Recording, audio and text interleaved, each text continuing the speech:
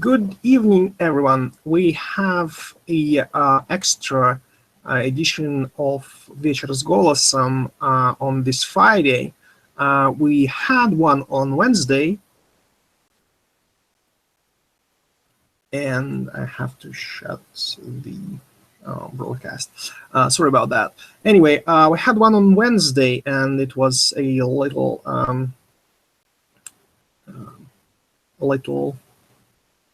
I had to do so much talking, and we had Kenji and some guy 123 with us. But today we have much more people. We have a lot of English-speaking delegates. We have Roland in P-Funk and Anix join us, and having a meetup, a hangout on Friday was because a lot of people, they can't make it on Wednesday.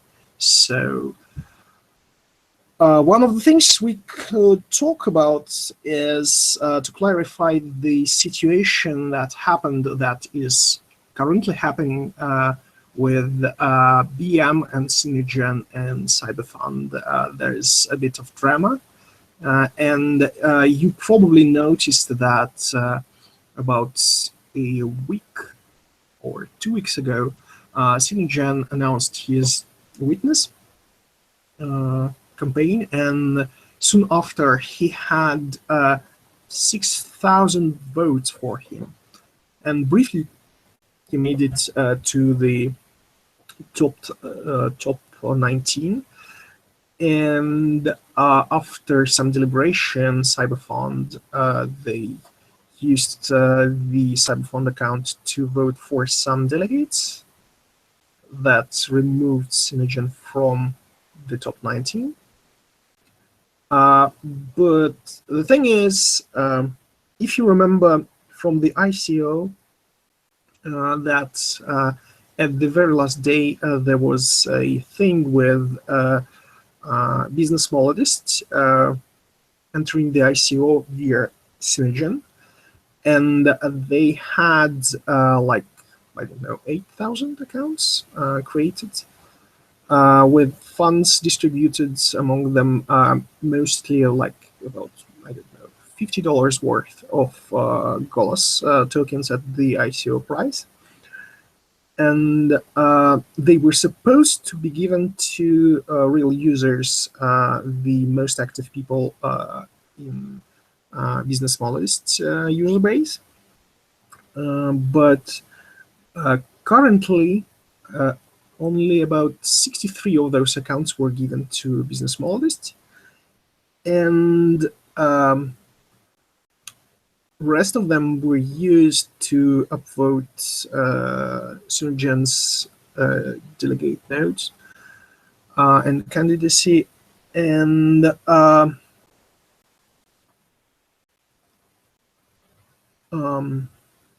CyberFund had the copy of those of the keys for those accounts in case something will happen to them. I mean,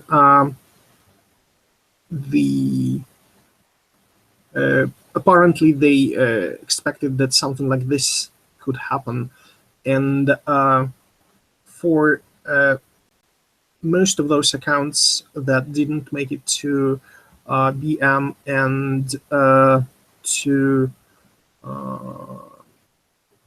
and other than like 300 and something accounts that had the keys changed, they were taken out of Synergen's control and are currently pending on being given to business melodists. And well, that was that in a nutshell. There were two posts, one from CyberFund and another from Synergen, with a lot of mudslinging. And I think that more information on this whole topic could be clarified by Seryoja, who should be joining us in about, like, I don't know, 10-15 minutes. But before that happens, I'd like to talk about Golos Back Gold. We have a lot of people who are versed in the ways of the market and how the backed assets work, and that's why I invited them. I'd like to talk about that. Anyone? Well, what is it you would like to know about Golos-backed gold?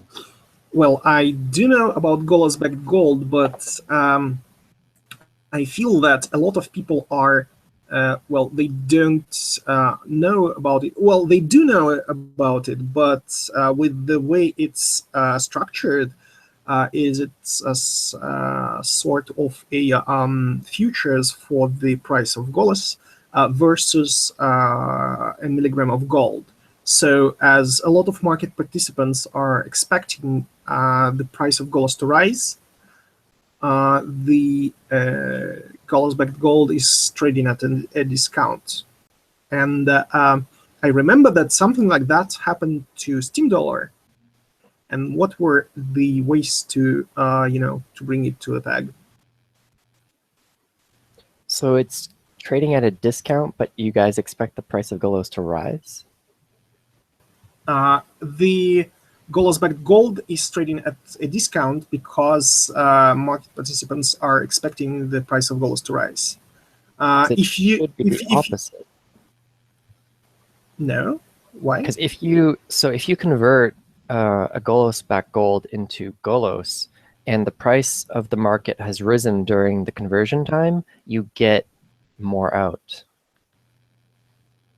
I think you get less out. That's what happened, and that's what why people were complaining about. But the value of the Golos-backed gold is a very complex calculation of risk, opportunity costs, and expectations of the Golos currency. Because if what people can do is to convert their Golos-backed gold into Golos, and that takes 7 days. There is an opportunity cost. That will bring the price down. But if there is an expectation that it's easy to sell these Golos on the market, then you might want to hold Golos-backed gold. But if the market is very thin, there is not much liquidity. There is not much advantage in holding Golos-backed gold because you cannot really be sure that you can convert it and sell it. So there are many factors that goes into strengthening the Golos-backed gold, and one is to strengthen Golos. When you have the fundamental unit of account, when that is strong, Golos-backed gold will also be strong. So that's where you should focus. Making the Golos valuable and attractive to investors, because then you will see that people trust that token, and therefore they also trust Golos-backed gold. Okay, so it doesn't have anything to do with people expecting the price of Golos to change. It's just that's a non-essential. It's a minor thing. The main thing is that they trust that there is liquidity in Golos, that the token is going to be valuable, long range, and they can get in and out as they want, right? So all these factors are important for someone to hold Golos-backed gold. I agree with that, yeah. Okay, so it's not something that delegates can help with other than doing things for the ecosystem. Well, they can of course optimize the pegging algorithm, how many Golos you're getting paid in the conversion, but that's non-essential as it is now. So early days, it's about strengthening the underlying token. Okay, so I was getting this wrong. Well, I think you're going to have a lot of variance in Golos-backed gold, especially at the start, simply because Golos itself is going to be very volatile. Like we just saw a giant crash on the market not too long ago, and that is going to have an immediate effect on the Golos-backed gold due to the length of the conversion rate. And I think when you guys get hardfork 16 in, cutting that conversion rate in half is going to help as well. Okay. Well, I hope that Serежa will join us soon because well, the hard fork is almost ready, and if you notice, we have several nodes running 16.1. That is because if you want to run a delegate node and you get the sources from the GitHub, all the things required are merged into the main branch, so you get the node that's 16.1, not 14. But well, with this whole VM thing, the hard fork has slipped like twice. Well, and we are waiting. Like, there's going to be another announcement, and then the hard fork will happen in a week after that. That's what's the skinny on the situation with hard fork is. So there was a voting process earlier about which features of the Steemit hard fork 16 you guys were deciding on including. Is there a final list somewhere? What you picked? I know that there's a list of the things that everyone talked about, and one of the things that's different from the Steemit is that we'll go with 15% inflation. That's going to decrease like by 0.5% every half year. And while it looks a little strange for people not used to the how economics is in Russia and in all the countries around it, a lot of people here are used to inflation rates that high, and well,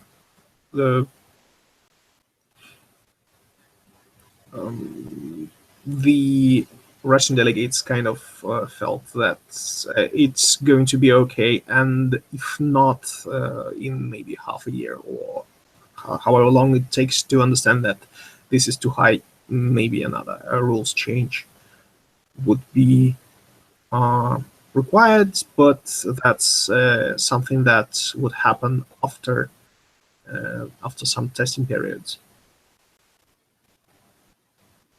In the long run, with the speed at which the inflation decreases, it probably is going to be okay. I mean, in like 5 years, 10 years, the amount of tokens created by this system is going to be on par, and at some point even less than with the 9.5% inflation. But the curve is going to be much smoother, something like that. Yeah, you guys have an advantage of a much smaller time before the change to the inflation rate as well. So Steemit has a large amount of people that got in really early and have way too many tokens. Yeah, that's true. Well, what else should we talk about?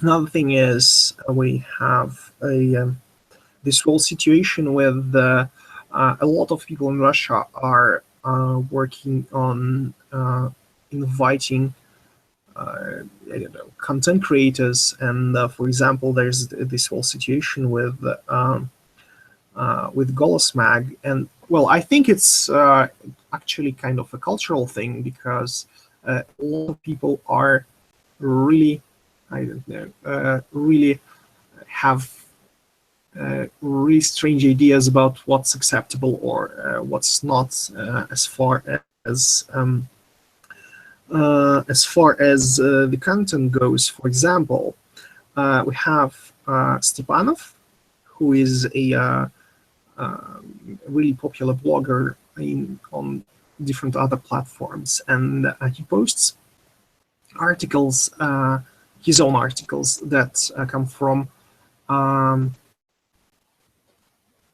LiveJournal or wherever, and then he receives a comment from Cheetah. And I know Alexandra is with us, and she is currently running a poll on what should be done with Cheetah comments and verified users. And well, I feel that Cheetah comments are fine, but from what I saw, and I'm probably not current on that, a lot of people feel that Cheetah should not leave comments to registered users, and if they start misbehaving, it would be easily seen by manual correction. But I'd like to maybe hear from Alexandra. Alexandra, would you be so kind to say something? Of course. Yeah. Hi, everyone. The thing is about Cheetah and that the poll that we run is that we discussed it with Annex, that we forgot to add one thing to the poll. The idea was that if there is a verified user and he adds the link in the post, that this post is not written for the Golos, but the link is leads to the page where it was written for the first time, then if the user agrees to do that. Sorry. And you mean and it leads to somewhere that was verified that it belongs to the user in question. Yeah, if the user who got verified with Kultura Golosa, and then he or she agrees to add the links in those posts that are got from somewhere else, then we whitelist in the Cheetah, and this user doesn't get any comments from Cheetah. And only if we find out later that this user was not, for example, leaving the links in the post, that the post was not original, written just for Golos, then this user gets out of the whitelist. Yeah, but if the user is verified, but he or she does not agree to indicate it in the post that this is not an original post for Golos, and it was taken 4 or 5 years ago from some blog, his or her blog, but it was written 5 years ago, and or a year ago or a week ago, I don't know. Then Cheetah comments, but Cheetah also upvotes and everything else, and it is meant like just information for people, so that they know that this is something that was maybe written, like I say, 5 years ago or a year ago, and maybe they'll decide to curate in a different way. That was the idea, but we've because of the miscommunication, we forgot to add it to the poll. And I saw in the poll there were also comments that Cheetah should not, that people voted for the first option, that Cheetah should not comment on those posts, but also they added a comment that Cheetah should not comment on those posts where people give a link. And now I don't know what to do, because to my mind, this poll is to some extent it is not reliable, because we have a better option now. yeah, because maybe if people understood fully how it works, maybe they would decide to take this other option, not to comment at all, but with like this in the middle option. I don't know. Okay, that's cool. Well, I feel that having a if the material comes from the verified source and that blog belongs to the person in question, the comment isn't really needed, but well. You know what is the problem? Because there are a lot of people, for example, Economag, who they don't write this content by themselves. That's the second thing we were going to talk about. You could continue because you could tell this story. I just better. have a quick comment. I think it's important that it's possible to attach a license statement about your content if you created it yourself, if you wanted to be published on any blog or whatever, like certain licensing tags, so that the curators know if they should view this as someone who claims it's his original content or not. That's a good point. That's something that probably Steemit should have too, because when you're looking at a post, it's hard to determine. The assumption is that that's your content, but that might not necessarily be true. You could be sharing something that you find enjoyable, and that should be allowed as long as the reader knows that it's not original. And even sometimes you don't necessarily want this published on every portal that's connected to the blockchain. You just want it published on one place, and you could specify that under these licensing terms.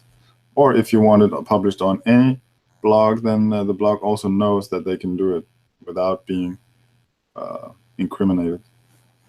That sounds like a good idea for a feature request for Steam blockchain.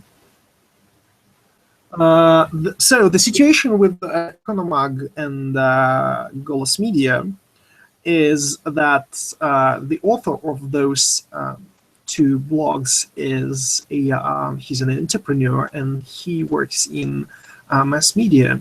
And then he went to a lot of different media outlets, and he got the publishing rights for a range of articles.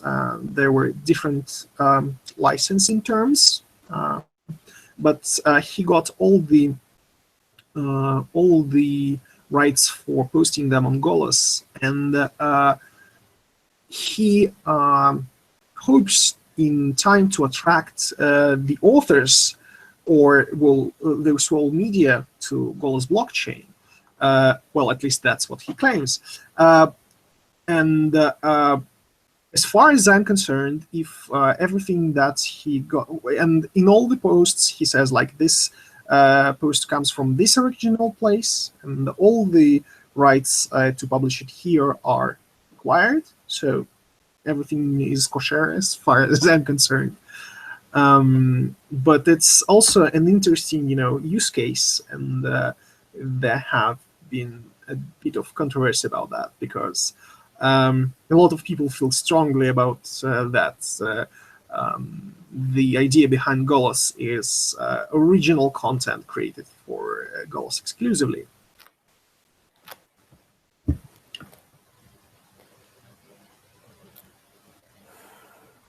So I don't know much about the Golos situation, but on Steemit, at the very, very beginning, in the first few months, when payouts started coming out, we saw a lot of people that, because the payouts were so high, they realized that they could go find content, get the rights to it, and make churn a profit essentially by doing this. So they would go to a website like Fiverr and pay someone $5 to write them a short article. And they would post it on Steemit and make something like $10 or $20. And they would keep doing this over and over and essentially create money out of that system. And I think it's somewhat slowed down or stopped. And the idea is that if we find the content, the voters should be informed as best as they possibly can that the content wasn't necessarily made by that writer. And when that happened, the voter can decide whether or not they agree or whether or not they value that post. And because at the end of the day, it's up to the voter to decide if they actually want to reward that post. Yeah, that's actually what is happening on Steam, on Golos right now.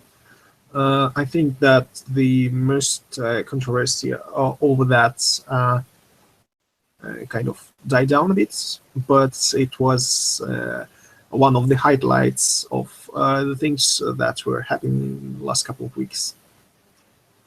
And, I mean, one of the things about those features goals and things is that a lot of people from the English-speaking community are interested in what's happening with Golos, but they don't have this information, and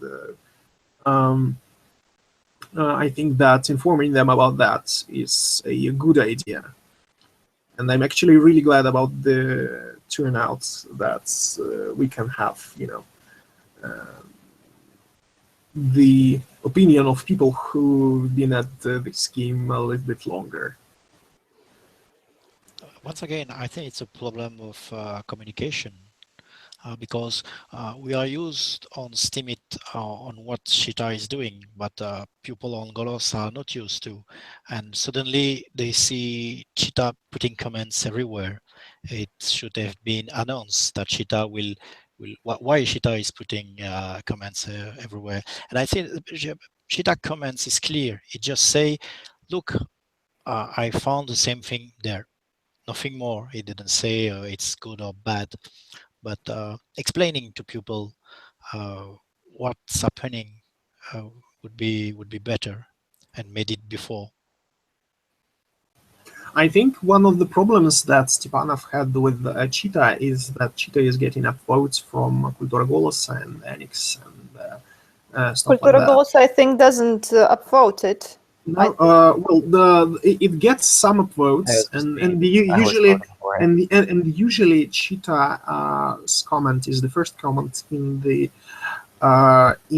the resulting Yeah, but discussion. this is the intention, that when the voter comes he or she should see that this is the article that is maybe for me it would be like really cool if this would be changed on the level of the interface, and for example maybe somewhere there could be like a little bit of an icon or something like that, that the originality of this post is like, I don't know, 30%, for example, and then there will be no comments, but people will see that this is not an original post or something like that.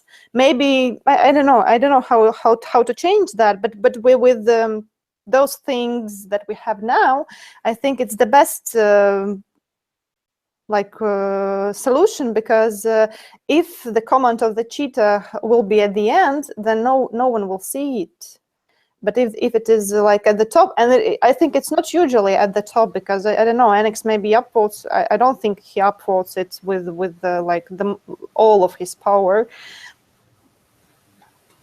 Well, my opinion on this is that any post, and it doesn't really matter where the content of the post comes from, but any post that generates, I don't know, 50 comments or 100 comments, a lot of discussion is a good thing. And a lot of posts that I don't agree with, I think are maybe like bullshit, complete bullshit, but they had this huge amount of discussion under them, and they had some votes, and some was okay as far as I'm concerned, but I'm still upvoted them because I value user engagement. That's, you know, a thing that's it's a really important metric as far as I'm concerned. Okay, but you can write those posts like yourself, not only copy pasting those posts from everything else, everywhere else from the internet. Oh, as far as that's true.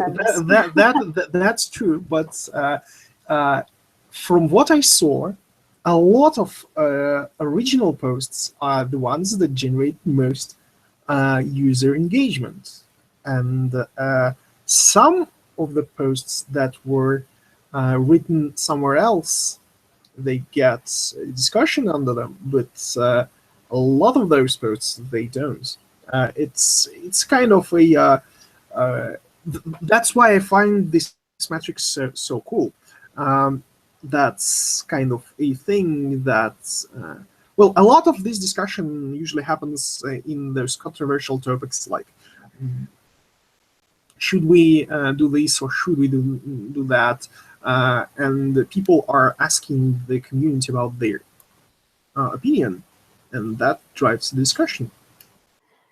Yeah, but this is an original post when we ask people, what, should we do this or that, and everything else. And also, I think what you're saying that those posts that are original for Golos, they get more comments. But what I think is the reason for this is because people who are from the very beginning on Golos, they are not plagiarizing or getting posts from somewhere else, and they write this content, and they have some kind of authority. Because I think if, for example, Sarah and myself will tomorrow post some copy pasta, everyone will vote it. And maybe even discuss and everything else, because just because of the person who posted this post. So I'm not sure that I don't know what I don't know. I think that's actually a problem that we inherited from Steemit, that a lot of posts come from the expectation that this person has been posting and getting good upvotes all the time. Also, you know what? The thing is that, for example, me, when I find a user, when I'm curating, I find a user who I don't know. I'm not going to upvote his or her post until I check it. If it's copy paste or plagiarized or what. So if I have time and like, I know, the mood to go and check and to return and everything else, I upvote only after I check this post. And I know several people who do the same thing. So when they're, I think that people will get more upvotes, for example, and maybe comments, because I'll have more time to read and write a comment under the valid post than in the case when I have to go and check it and return and only then decide to upvote or not, and maybe I'll be out of time to comment on it or something else. So this cheetah thing just tells me, oh, this is a copy pasta from this and that. But also, if cheetah will say that this user is verified, so I'm pretty sure it's okay to vote for this user and to leave a comment and everything else. So it helps me, and I know a lot of people who says the same thing. But as we see, there are a lot of people who think it's a bad thing. So I am confused what to do now. Well, I actually like cheetah comments. That's a thing. One of the things is that I like when people post and there's a discussion. Well, for example, there's a question about how cheetah works because, for example, I have this posts here that's I wrote like several years ago, maybe a couple of years ago, and I don't have a cheetah coming into the comments and saying that this comes here. Is that because I have a link to the place with the original article, or how it works? You wrote it 15 days ago. I think it's because cheetah. Yeah, no. I'm saying that. Oh, you mean that functionality wasn't? Yeah, Cheetah Yes. was only launched a couple days ago on Golos because I finally got it to work with. I finally taught her Russian. Oh, cool. So cool. It was just 2 days ago or something. Something about that, yeah. 2 or 3. Oh, so Very new. So all this other things like Kultura Golos coming with the links, it was done manually. Yeah, of course. Ouch. That sounds like a huge amount of work. Yes, it is. And I would like to add, like Alexandra say, currently all my curation is done manually. It's still possible today because it's become more and more difficult every day because we get more and more posts. Until now we were, remember when I made my hit parade contest, there were 200 posts per day. I was able to see every one of them. Today it's not possible, and I think in a few days or few months it will be impossible because there will be I hope there will be more and more posts. So having an indication from Cheetah saying, okay, this post is a copy of somewhere else, and even more, as Alexandra said, here is a ratio of original content, like 10 or 20%. Is a very good indicator for doing efficient curation manually if you don't want to have bot, because when you become a whale, a little bit like I am now, I'm not curating to earn money. I'm curating to encourage people to post quality. So I have to be very wise when I upvote an article, and I try to avoid putting too much power on crap content. Like you said, there is a lot. So it's really helpful to have a bot like Cheetah putting a comment on top of all other comment to help That's me true. for my curation. Yeah, the goal is to add information, nothing more. The goal is not to accuse someone; it's just to make sure that they have extra information so they can decide on their vote. Yeah, but we need to communicate about it. We need to inform user. This is what Cheetah is doing. He's not saying it's good, bad, you should vote or not. It's just information. We tried to say that in the latest posts, where is the poll. It said there that Cheetah is meant just to like inform people. Yeah, we have to repeat and repeat and repeat again because there are newcomers who don't see this post, this information post. So we have to spread the word.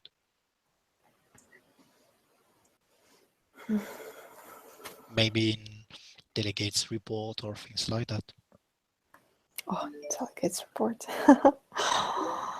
Okay, we have Serежа here, so he can tell us a little bit on the current events as far as hard fork is concerned, and maybe a little bit about this whole situation with ГОЛОС.ФОНД and Synergen and business model lists. Hey guys, how's everybody? Hello. Hey. Well, yeah. Hey. hey. Well, would be nice. Question by question. Otherwise, I'll get lost a little bit. If you ask one question and I'll answer it, I think that would be the best way to go. So I think the most pressing question is when we are going to have a hard fork. Right? Well, concerning 16.1 chain-wise, it's already up. It's been up for the past few weeks. We've dropped that news in a few delegate channels, and a few people are already running 16.1. What we're doing right now is we're finishing up a few things on the side of the web client, which we're having trouble with. So I hope what we decided to do, because originally what was done, there was a bit of a problem with the web client, because what was done was there was a lot of chains in GitHub pushed on top of chains, and basically it are all turned into a, excuse my French, a big pile of crap.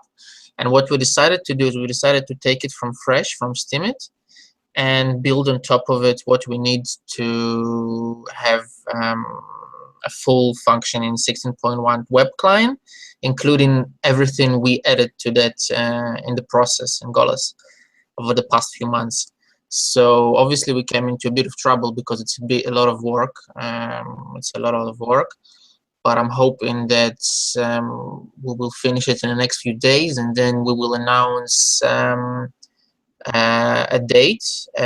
Obviously we will give people a week from the announcement. We will obviously have a proper date with a proper time, obviously UTC, as it's already sort of, you know, oh well, anyways, doesn't matter. So yes, so as soon as we have a date, we will announce it, and everybody will have a week to go for it. So I mean, we don't want to rush things, because last time when we rushed things, we came into the fact that we ruined a few things. So rather than rushing forward and crushing everything on our way, we decided to take it maybe a little bit slower, but that way we will have everything functioning in a proper way without all the bugs. Okay. Can we get a list of all the features that will be released with next Basic. fork? Sure, Arkanj. Basically, it's 16.1 from Steemit, which means you have the NSFW feature, you have the notifications. On top of that, you have our features which are already on Golos, like that you can change the language, and you have a local currency, and so on and so on and so on. Basically, it's everything that 16.1 had, plus what Golos has now. This is all together, all coming together. It's everything. How about for the blockchain itself? Is there any differences that you applied compared to Steem? Nothing apart from what we already announced, which was the economy. And this is the biggest problem which we bumped into, obviously, because at first it was thought by many of us and by many people that we consulted that changing the economy is just changing 3 numbers, but it's not. It's a huge work which every time you change one constant, I don't know what was the proper word in English, in Russian constante, it means just a number, that's a standalone number, and basically when you change that number, it drags all the code behind itself, and you have to sit for hours and look what has dragged that code, and find something in it. And yeah, so basically what we announced was the different economy figures, and this is the only things which we changed. Everything else is exactly as it stands on Steemit. So for example, the mining in Steam right now is completely broken and bugged. Yeah. And are you guys gonna import the same thing for now? The thing is we tried to we looked. It sounds really silly, but on the other hand, if we now we looked at cutting it out, and to cut it out, it's not as simple. At least we didn't find the simple way of just completely disposing of it. So it means it's about 8 to 10 hours of work or something like that. From well, this is the information I have from our C++ guy, anyways, and I trust him on that. And I decided that, well, you know what? Rather than wasting another 10 hours or 1 day or whatever it will take him, we will just release what Steemit released. And the thing is that we will, as soon as we release 16.1, after 2 hours or so, we will release 16.2 and 16.3. In fact, right now we came into a bit of trouble, and we are thinking that it might be good to add 16.2 and 16.3 already, but we're not sure about it, so we will keep everybody informed about it. In any way, 16.3 and 16.3, 2 and 3 is just a few bug changes, but there are some important ones concerning chain base. Anyways, I will not go into detail right now, but the thing is, we can release it as soon as we release 16.1. After 2 hours, we can release 0.2 and 0.3. At the same time, we are working as well on 17, so we are pretty much in line. The work Steemit is done on 17. The thing is, they're planning some changes now, from what I know. In 17, they're also killing mining completely. Yeah, we'll do it as well, obviously. As for the escrow, well, as far as I know, escrow is working already. It's just there's no GUI for it. It's working on a blockchain. Somebody's asked it in the comments. That's why I'm commenting. Sorry if it sounded random. Yeah, the escrow functionality is there. And as far as I know, I talked about it on on Steamfest, and I think Sneak said that everyone is welcome to make the implementation of the frontend for escrow functionality, but it's not a priority for Steamiting, and it's not going to happen in maybe a year or so. So if you're a developer for Steam or Golos, and you see a need for escrow functionality, and a lot of people they do, you can go ahead and do that. That would be really well. We do see, I do see your point, and it's an important thing to have. If it's working, but obviously, saying it's working on a blockchain, I understand completely that it's not the same thing when when you have a few buttons to press it inside the client and the web client, or some other GUI that will work for it, and I understand that totally. But I do completely share Steamit's point of view here, that there are far more important things right now. For example, if we look at 17, pretty much half of the functions, and especially the beneficiary payment, when you can divide it between a few beneficiaries, we think this is absolutely much more important for the whole growing of the network itself. So we will be working on it as well. We will try to share our work as well and commit to Steemit as well, and we try to do it. Now we have a little bit stopped doing that, which is a bit bad, but as soon as we finish all our troubles with our current work, we will come back to committing as well some things to Steemit, because we see that as a very important part of both communities growing. Also, we are pretty much sure that I don't know if any of you remember, but a few months back when we were launching, there was an idea in Golos to smooth out the payment, the voting curve. What it means is that basically it's going to be less than quadratic. Well, if anyone remembers, I was gonna say, let's just finish that. If anyone remembers, originally when we tried it, it broke all the test nets. Now we are pretty much sure we fixed it, but we're not gonna try and launch it during the hard fork. Obviously, we will make 100% sure first we have fixed it on our test nets. It does pass our CI tests. And if we have fixed it, obviously we will go out to the community first and ask everybody if everybody's fine with launching it. And if yes, then I don't want to say we are ready to launch it tomorrow or next week or so, but we are pretty much sure that it could be an interesting feature, because a lot of people have complained a lot about the quadratic problem, the quadratic voting problem. So yeah, that's pretty much it. Okay, we have a question from comments on the YouTube. So Dima is asking, what's the current policy for Cheetah on Steemit? So if you were here earlier, what Alexandra and I were talking about, that's exactly the policy that we have on Steemit. It doesn't actually matter if a user is verified to be an original content creator or not. It's a separate list that contains people who have agreed to the rules of the whitelist that say, if I'm going to be on the whitelist, I agree that I'm only going to post my own original content. And if it's something that I had done in the past, I will fully disclose this to the readers and provide a link to the original source. And that's the current policy on Steemit. And what I find happening right now on Steemit is that people aren't even asking to be whitelisted anymore, because they don't view the comment as threatening anymore. They see the Cheetah comment saying, and they'll reply and say, yep, that's my blog, and they have no problems with it. Cool. That's really cool, because we have some sort of, really, I don't know,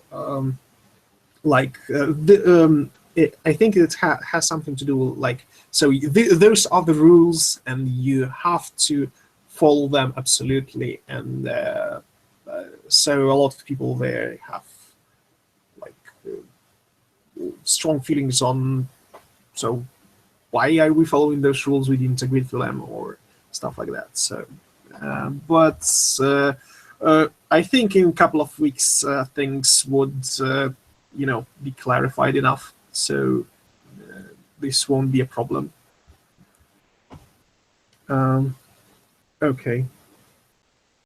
Yeah, I think if I can add to that, what you're saying, I totally agree with you, Peter. I think that a lot of people, unfortunately, forget the main point of the platform. And at the end of the day, it's not a social network, yeah, but it is a social platform.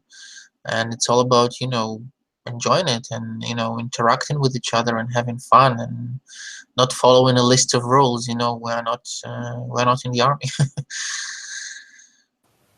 Roland is asking here something. Can you shed a quick light on the voting and then upvoting pattern of CyberFund? What's this for the Synergen thread? Or will this continue? Okay, let me just read it out so I can comment. I can answer that. There was a post by CyberFund about a week ago.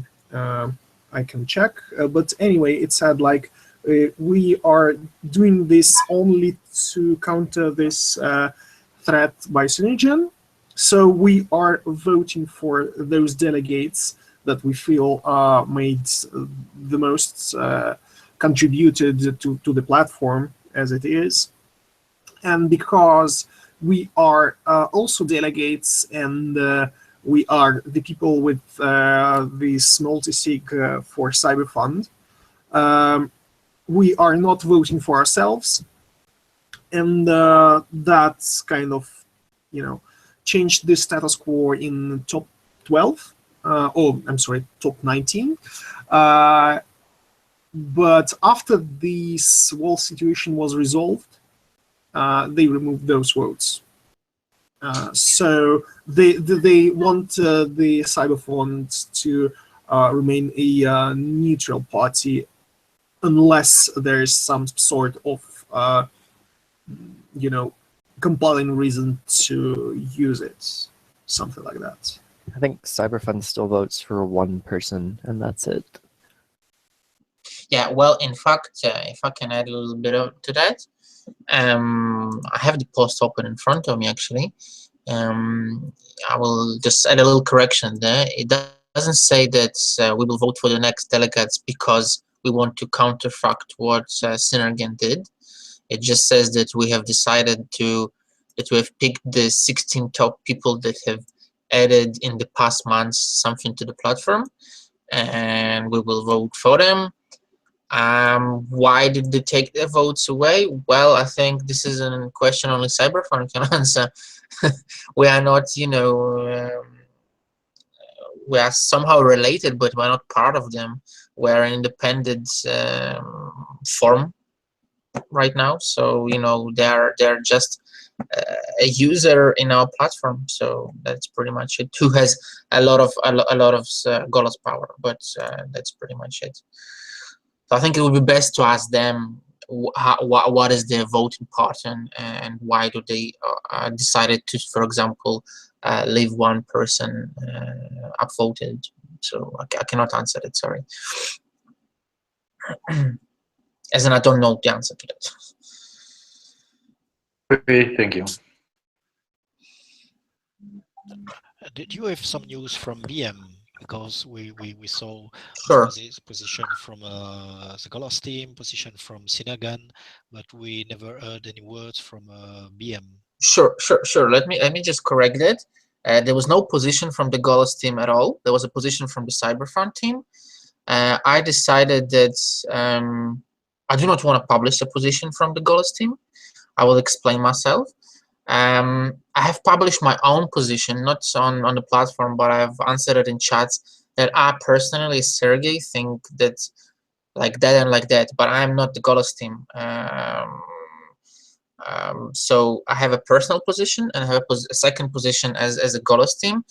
And the reason I decided to leave it out is because the Golos team as it is today was not present there when the BM deal was done. So, and plus, apart from that, we have to stay neutral. We just want everybody that this thing, we hope that this thing will be, sorted out, that all and all sides will be happy at the end of the day. I don't know if it's possible or not, but this is what I hope for as somebody from the Golos team. As for news from BM, as far as I know, there should be, had a little hardware hiccup. Yeah, I apologize. Sorry, guys. If did everybody hear me all right, or should I repeat that? Ah, okay, okay. No, I think everybody said it. It's fine. So yeah, as far as I know, the BM said that they will publish soon some information, and I think that soon means 1-2 days. We have to understand that BM is an organization, which means they have a lot of bureaucracy, which means that for them publishing an answer is not as simple as it is for any one of us here. Even Golos team is a centralized team, and we're not an official organization with a lot of bureaucracy that have to sign papers and put stamps on top of it. So I think that for them publishing an answer taking a bit longer, and this is pretty much why it takes them so long to publish an answer. But I have seen a few guys from CyberFund say that in the chats that they're awaiting an answer from BM, which means that probably BM will share an answer soon. As to answer the question about the work of Golos Foundation, as in Golos team, with BM in the future, yes, we are planning to carry on working with them. We don't see any problem why not. They will be launching on the 20th. They will be trying to launch another Go. They have two, they had like a business battle. They were supposed to have a business battle, and now they will have not a business battle, but I'm not really sure, guys, how to. Well, let's just call it a business battle as well, but it's on a much smaller scale.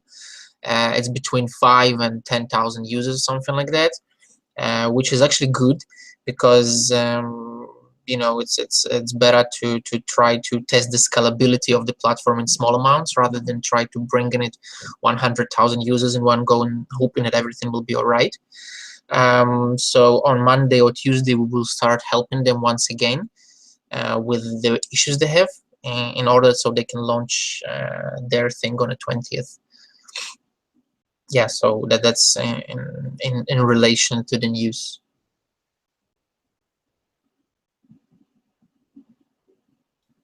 Okay, thanks. Yeah, no problem. Any idea who the biggest Tulsa deploy will be? Anthony, what do you mean the biggest deploy? I understand what you're talking about, the web client, but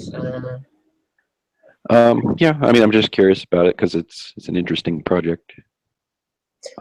Can you expand? I apologize. I think I don't understand the question. It's a way to embed Golos, or rather blockchain posts on a random website. It looks like something that they were talking about on Steemit for comments, but this looks like for any tag you want. I don't know what the official name of it. I'm just looking at the GitHub name, Tolstoy.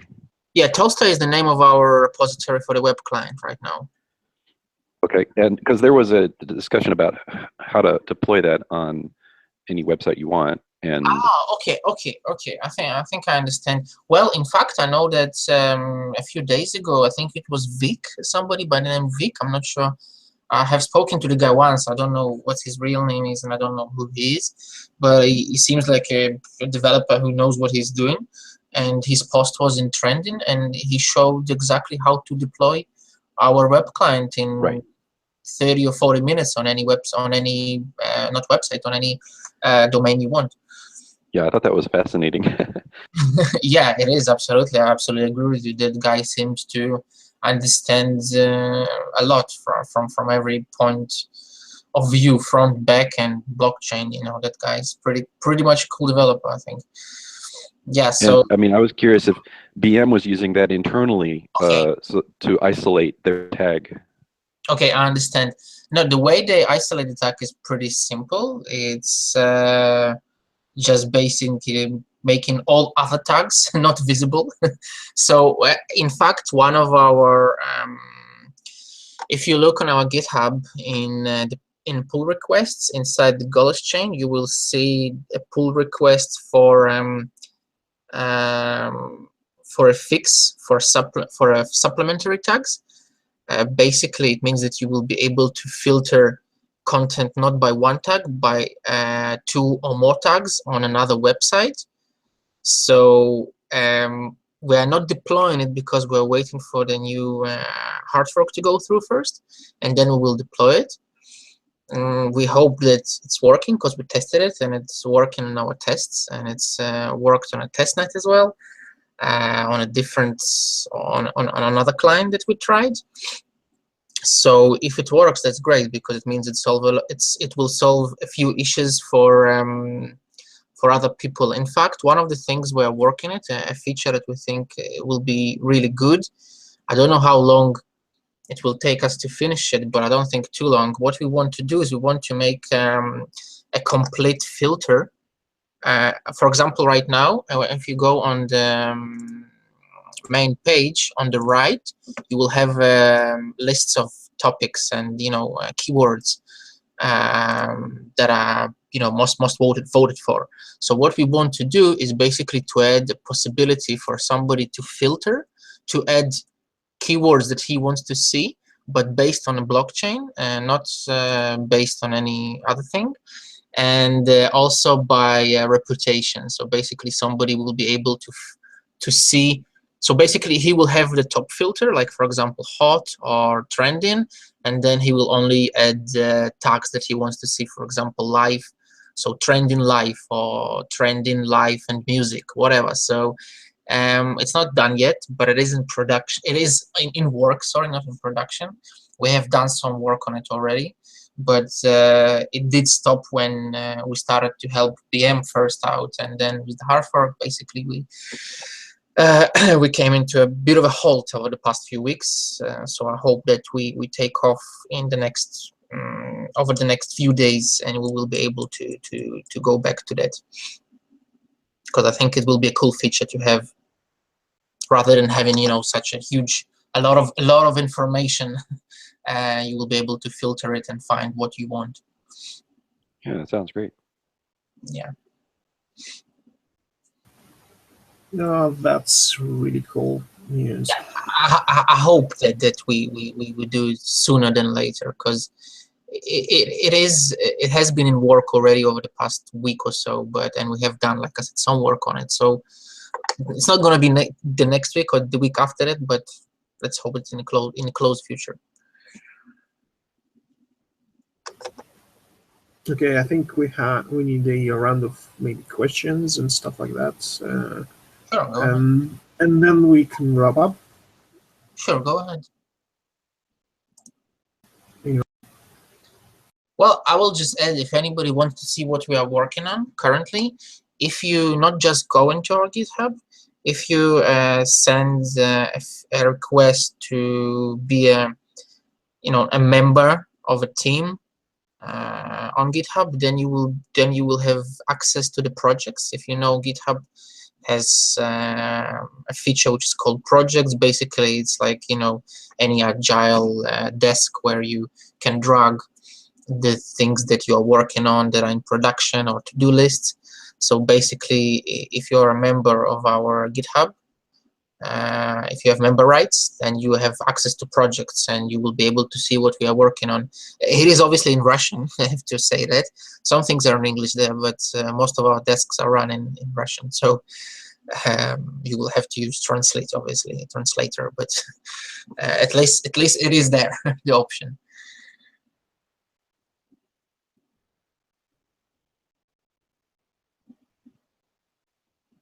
Okay, anyone else has question, guys? Well, was the issue of maintaining a peg on Golos back gold covered well enough? Well, I don't think it is.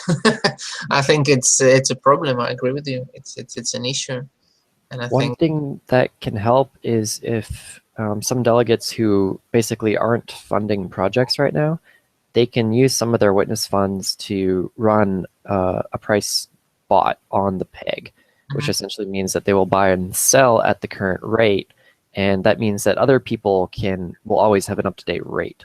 However, if there's a good chance that they will lose money doing this, which is why it would be useful if a delegate basically picks this up. Well, So, I will shed a little bit of light as well into that, and I absolutely agree with you that the more the better. Right now, I know that Primus runs his own bot. Also, Xeldal, and I'm sure you guys all know who Xeldal is from Steemit. He's also I running. really didn't communicate much. But Okay. well, but the peg, I looked at the internal market, and the peg is way off on the internal market. Yeah. So basically, yeah, we have asked him to run a few bots. He's running a few bots as well. On the internal market as well, but we think to launch more bots. And I think, like Alex said, the more delegates, I mean, I use, for example, some of my own delegate pay. I transfer it to Bittrex, and I try to, which is not helping at all. I'm trying to keep the Golos price a little bit, not stable, but trying to keep it a little bit with a small bot on a little more liquid with a small bot on Bittrex. It's nothing to do with GBG, obviously, but I absolutely agree with Annex here that I think it's a good idea, and that those bots are actually available from Primus and also Xeldal as well. He has a bot as well. yeah, if no one does it, I'm gonna write my own and do it. Well, like I said, there's two bots already available, and I think let me just as we speak, if you can guys take some time to speak, give me a few minutes to find it. Yeah. Well, I mean, it's great if people are running liquidity bots, but part of the what you're talking about is actually maintaining the peg. And I just looked at the internal market, and it's not anywhere close to the actual price. And I don't, it becomes difficult when you have such a volatile price. As we talked about before, the price crashed about a third just a few hours ago. So basically, it seems like probably one person sold quite a bit. So yeah, it's tough with low liquidity and high volatility on the Golos market, but even still, I don't see a peg right now, at least on the internal GBG market. Yeah, what PFUX says in point, I want to clarify that I'm not talking exactly about a liquidity bot that's intended to provide liquidity. I'm talking about a peg bot, which is essentially likely going to run at a loss, like at a net loss, by buying and selling to push the peg in the right direction on the internal market.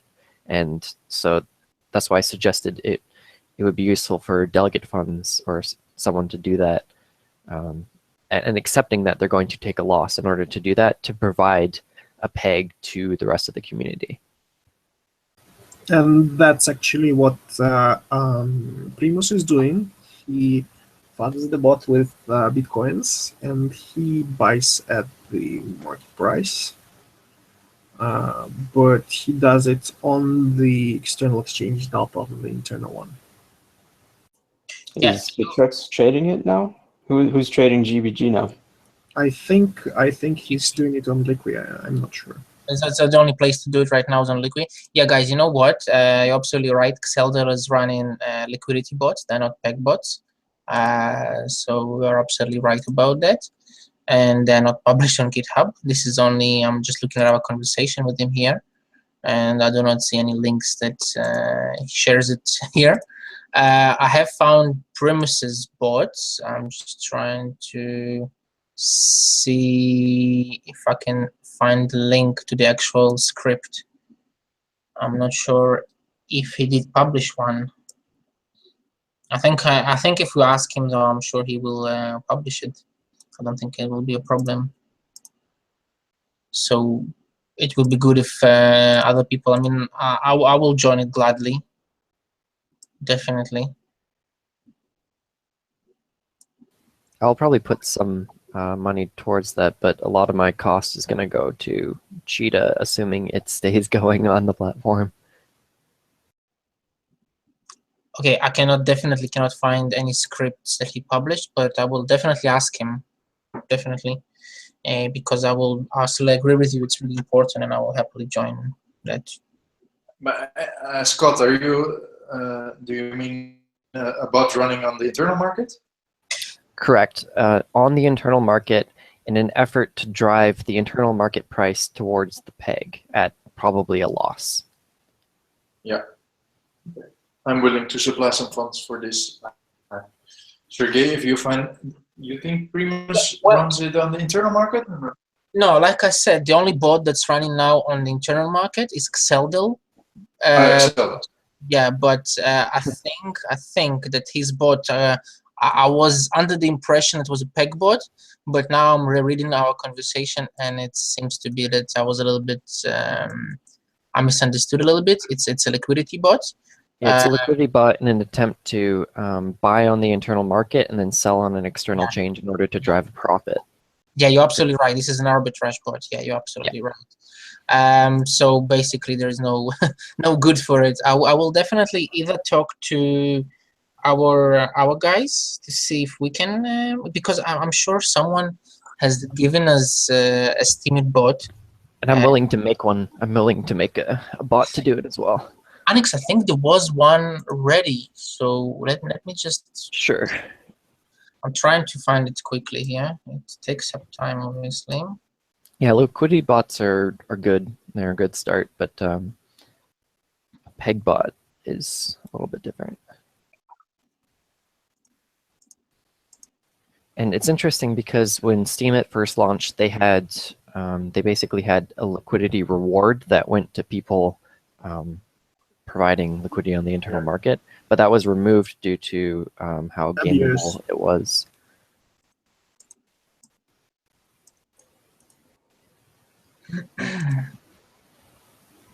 Oh yeah, I remember seeing that. Yeah, it was definitely removed. I remember it as well. It was removed pretty much straight away, as far as I remember. Yeah, as it should be, because it was too easy to abuse. Yeah.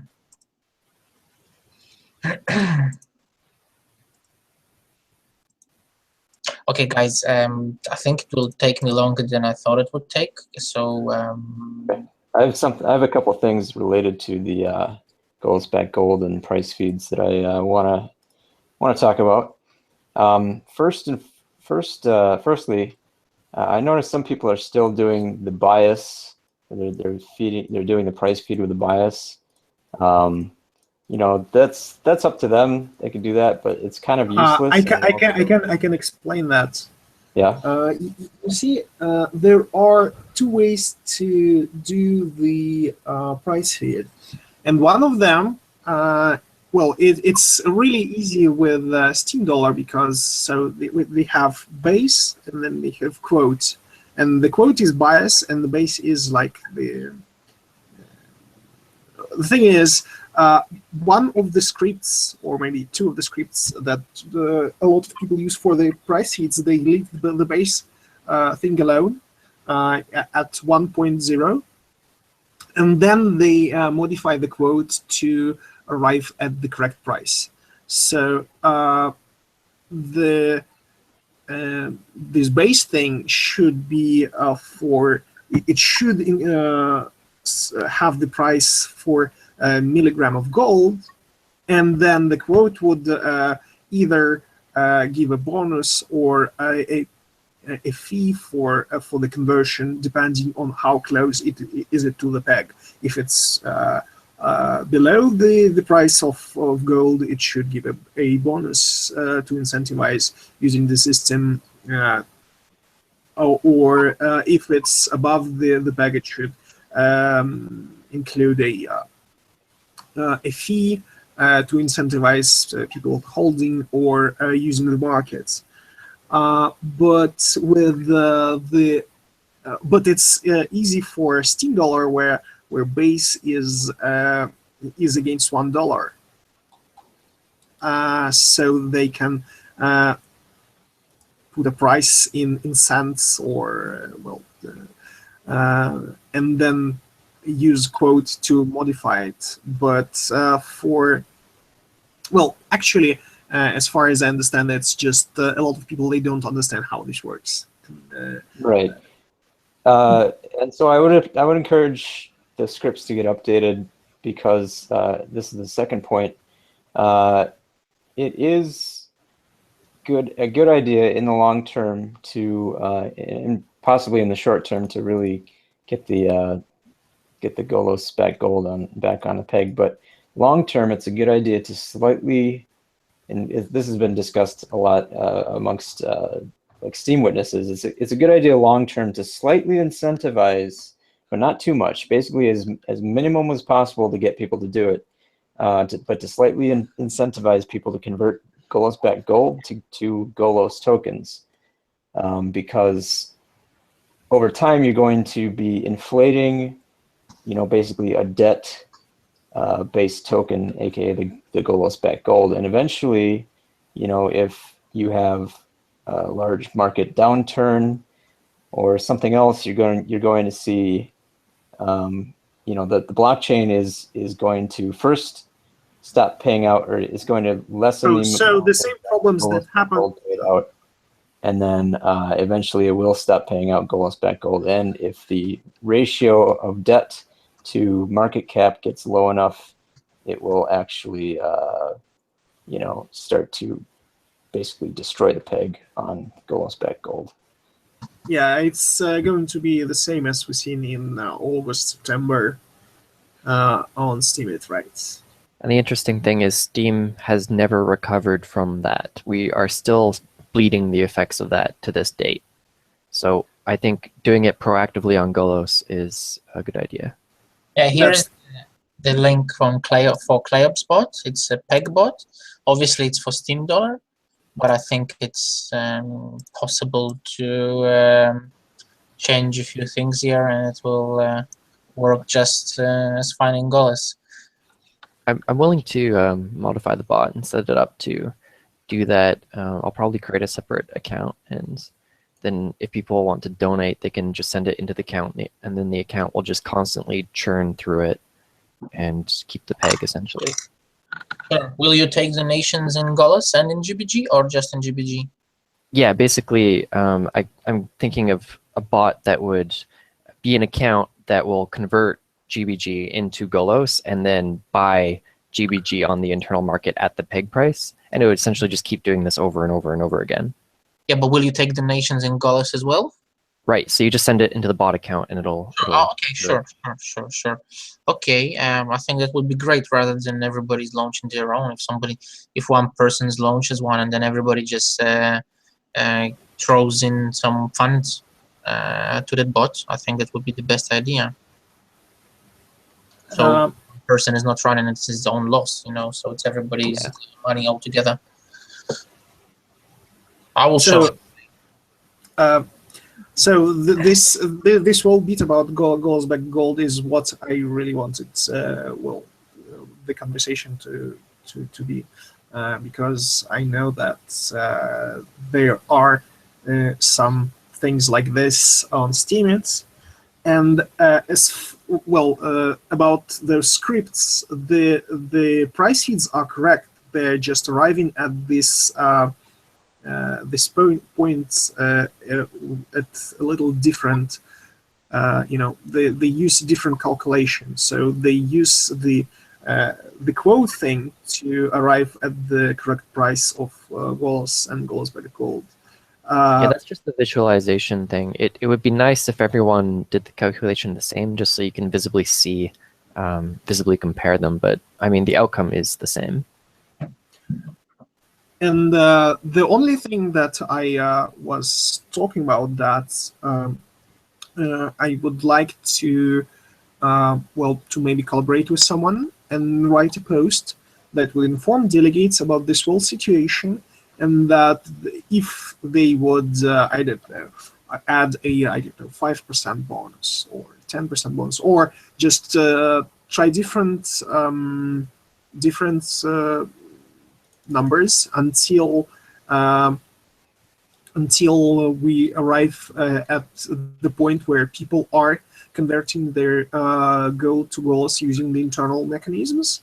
and they are not like, oh, so we tried this and we shouldn't be doing this because it's going to result in a loss.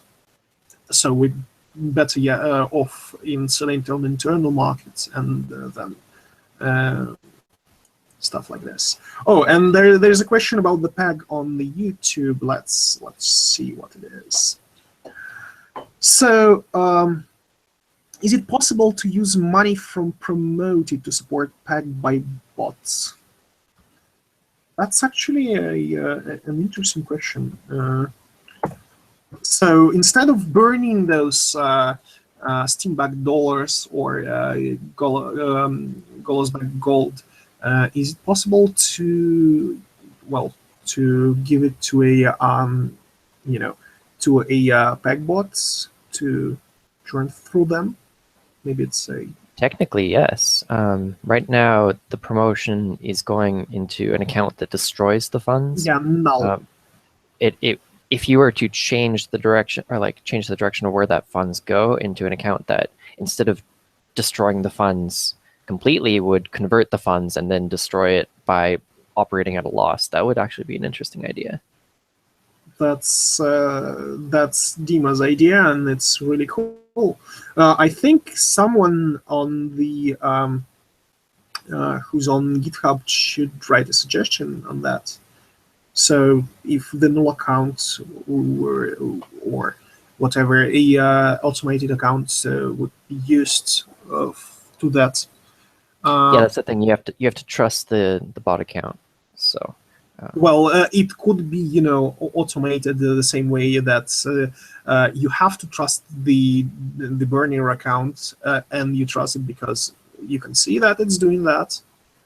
And if it's completely automated and no one has the keys, well, or right. That's a difference of, for example, if I were to write this bot and then say publicly that I'm burning funds to keep the peg, then you would have to trust me that I'm going to keep doing that. Whereas if you were to somehow get it done on the blockchain level, that would be an entirely different project. Yeah, that's why I am suggesting writing a proposal or a feature request to do it on the blockchain level. Obviously, the easier one in the midterm is to just have someone you trust burn the funds, essentially. Yeah, probably we can have some sort of a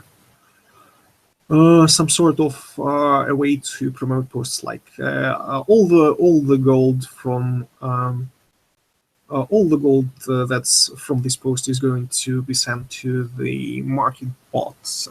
Right. So please vote for me, something like that. Okay, I think we've run this long enough, and we should wrap this up. It was really nice seeing everyone.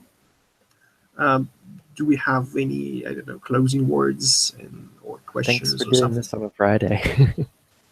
Yeah, I think maybe Carly is better.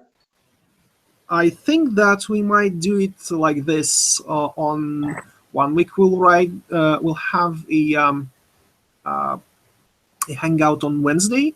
On the others, we'll have one on Friday. Maybe it's more convenient like that.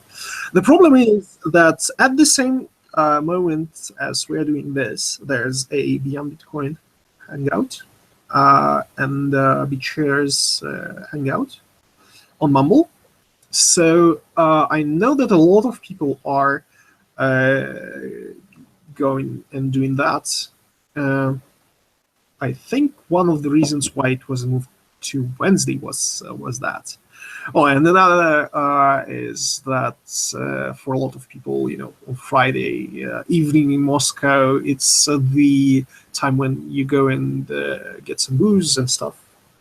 So that's probably another reason. But if the turnout on Fridays is this big, this great, it's a no-brainer to run some of those hangouts on Fridays. Okay. What is English English, my last point is that for the English folks, it's in the morning on Friday. So Oh yeah, that's true. I know that. I think the difference between Moscow and New York is like 12 hours. Yeah, so it's like it's 1:25 p.m. right now in New York. Yeah. It's 1:25 p.m. Yeah. Yeah. So it's currently 11 hours. Well, anyway, thanks for coming, and we'll see you on next Friday, because next Wednesday we are not having hangouts. Oh, you're not skipping the next week? Are we doing weekly English hangouts again?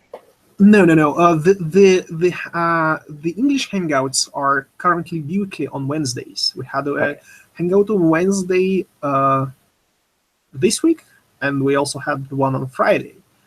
But while I would rather not have a Friday hangouts, yeah, I would rather have a Friday hangout on next week, but not on the week after that, because I'm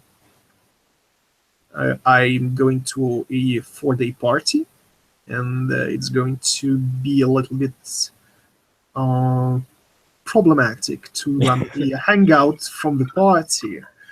So we are going to go like 17th, next Friday is going to be a hangout, and then 22nd on Wednesday we are going to have another one as well, and it's going to be like we have a weekly hangouts, but 1 week it's on Friday, 1 week it's on Wednesday, and I always announce beforehand, maybe like today, or like several hours beforehand, maybe a little bit earlier. But and I'll start writing posts about this. It's something that I keep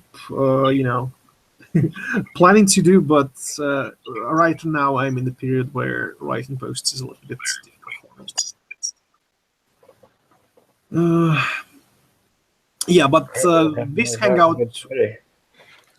Anyway, I want to stop the broadcast now. So everyone watching, thank you for being with us, and we'll talk a little bit after the broadcast is stopped. Bye bye.